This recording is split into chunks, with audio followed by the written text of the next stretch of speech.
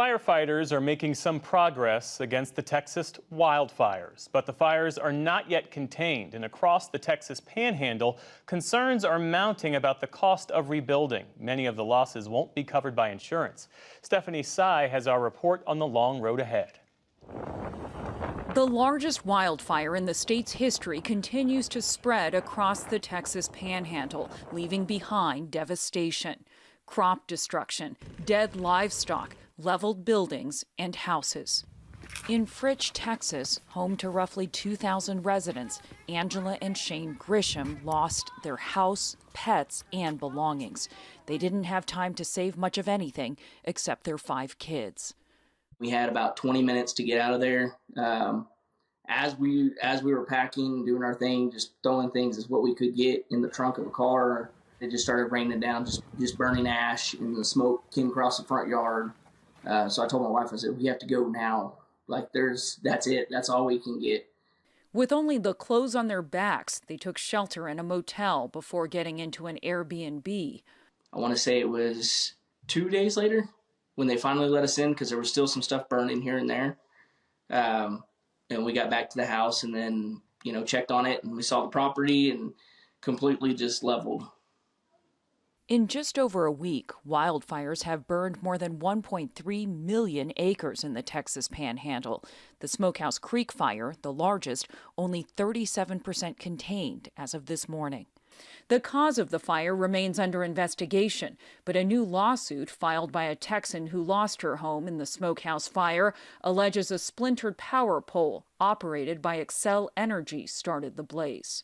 Lori Brown is publisher and editor of the Canadian Record. We know that what caused the pole to drop and all of that is going to be argued about, I'm sure, for months, if not years.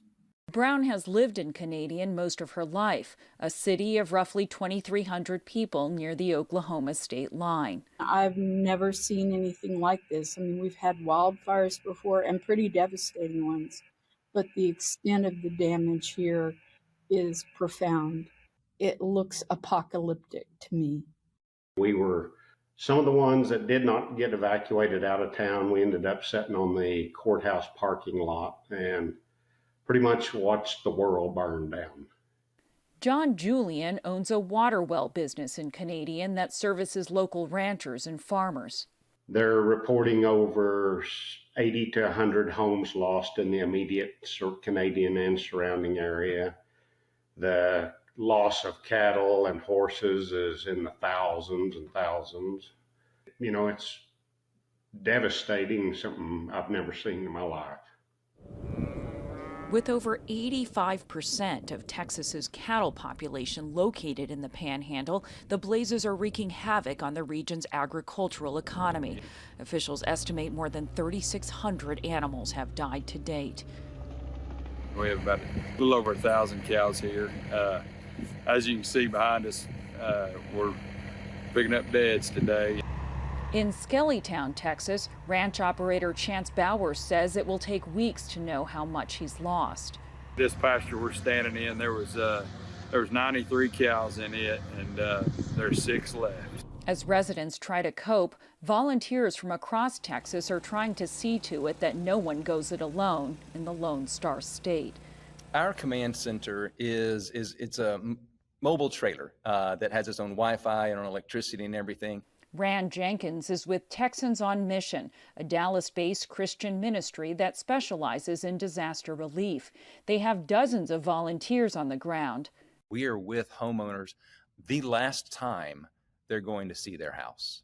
We sit down next to them and we scoop a bucket of ash, pour it over a screen, and just sift through, hoping to find important, memorable items, and just sit with them and listen to their story and be a sponge for the pain that they're going through.